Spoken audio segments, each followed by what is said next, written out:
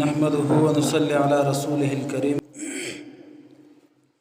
أما بعد، أعوذ بالله من الشيطان الرجيم. بسم الله الرحمن الرحيم. إن الله وملائكته يصلون على النبي يا أيها الذين آمنوا صلوا عليه وسلموا تسليما. وشوق سره ټول ملګري درود شریف ووایي.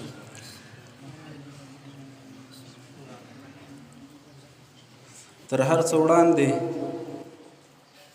راغلو خاغلو ملمنو علماء کرامو مسؤلینو مجاهدینو قومي مشرانو او د خوګیاړو ولسوالۍ ټولو غیرتي عوامو ته السلام علیکم ورحمة الله وبرکاته.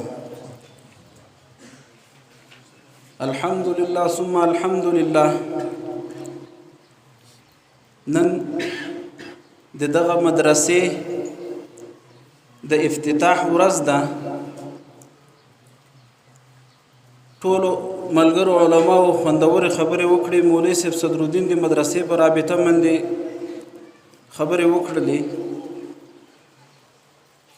د علماء کرامو په مخامخ مونږ ته د خبرو ځان ته دا حکم نه ورکوو، ځکه دلته ډېر جید علماء کرام ناست دي.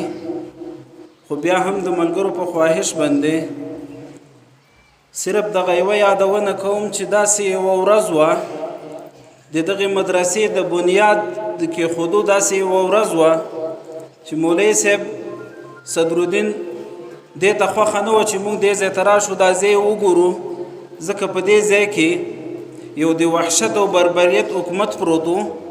خو بیا هم مونږ ډېر اصرار وکړ چې مولوي صاحب د سر په قیمت باندې دې ځای ته ځو، دا ځای ګورو کوم ځای کې چې مونږ د مدرسې ترتیب کوو. نن لله الحمد داسې ورځ ده چې په دې ځای کې مونږ او تاسو بې خوفه د هیڅ خوف احساس نه کوو، دې ځای کې راټول یو. دا د الله تعالی یو لوی نعمت دی، دا د دغسې مدارسو برکت دی. هغه داسې وخت و چې هیڅ مسلمان ته قدر، هیڅ عالم ته قدر نه و. نن الحمدلله داسې یو نظام قایم شوی. مولوي صاحب اسلم خبره وکړه چې د نظام هغه سر د نظام مشر چې دغه شیخ الحدیث دی، د نظام ټول وګړي که وزیرانو ته راځي علما دي، که رئیسانو ته راځي علما دي، که والیانو ته راځي علما دي، او که عادي عسکرو ته راځي نو د قرآن عظیم الشان حافظان دي. لله الحمد ډېر د شکر ځای دی، ډېر د فخر ځای دی. نن موږ او تاسو ډېر په ښایسته انداز کې راټول یو. نه د ډرون خطر شته، نه د بمبار خطر شته، نه د داسې یو مشکل خطر شته دی چې د هغې د وجې نه د موږ په دغسې غونډو کې شراکت ونه کړو. موږ پورې غاړه د یوې بلې مدرسې په همغه دوران کې افتتاح وکړله.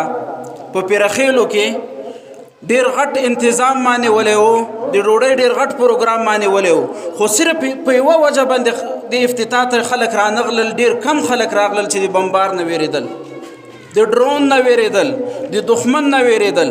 خو نن الحمدلله دا ډار نشته دی. نن که ښکته دیم تاسو یې، نن که پورته دیم تاسو یې، نن چې هر طرف کې څوک دی هغه تاسو یې.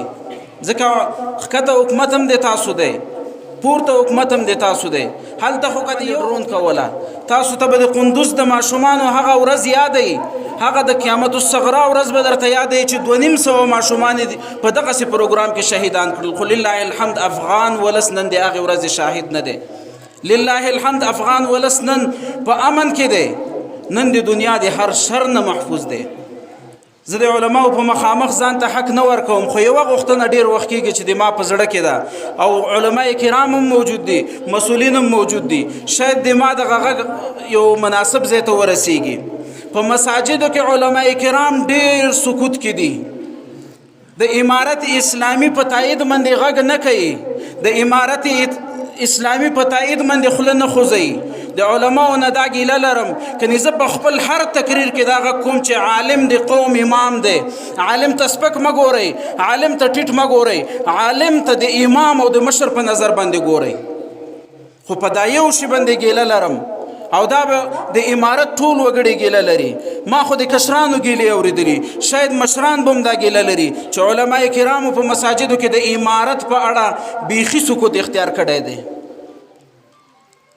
دغه سکوت نقصانی دی، دغه سکوت نقصانی دی. دا به د رب په حضور کې بیا پوښتنه کیږي که امارت اسلامي په حق نه وي خو راشئ موږ ته ووایي کومه غلطي هغه به اصلاح شي، او که امارت اسلامي په حق یې باید چې د تا د تقریر، د تا د جمعې د ورځې، د تا د خطبې زیاته برخه د امارت په تایید باندې وي.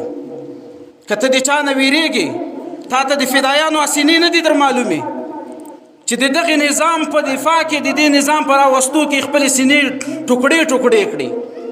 تا ته د مشرانو هغه سوي وجودونه نه در په یادېږي، تا ته د لکونو لکونو مجاهدینو سوي وجودونه نه در په یادېږي چې ته نن ویرېږې. دا نظام په داسې اسانه راغلی، په دې نظام باندې په لکونه خلک قربان شوي، په دې علما کرام قربان شوي، په دې حافظان قربان شوي، په دې د تا د ولس بچیان قربان شوي دي. مولا صاحب ډېر په عاجزانه ډول درنه غوښتنه کوم که چیرته امارت اسلامي په حق د تا د تقریر، د تا د خطبې موضوع باید همدا وي. هر جمعه باید د تا د خطبې موضوع دی. ته باید د ولس ذهن په دې باندې خلاص کړي چې ته سقوط کوي نو ولس به څه وایي. نو دا مې په عاجزانه غوښتنه ده د ټولو علماو نه چې او د امارت نه مې غوښتنه ده چې علماو ته په دغه رابطه باندې ولایحه وړاندې کړي، علما کرامو ته د دغې خبرې توصیه وکړي چې علما کرام د امارت په تایید باندې په خطبو کې او په مسجدونو کې د خلکو ذهنیتونه جوړ کړي. د ولس او د امارت الحمدلله ربط او د هغوی قربت ډیر دی، خو د تا نم توقع کوم نورم باید په دې کې کوشش وشي. او نورو مسؤلینو نم غوښتنه دا ده چې په دغسې کوم ځای کې چې فرصت یې په دغسې مدارسو باندې کار وکړي.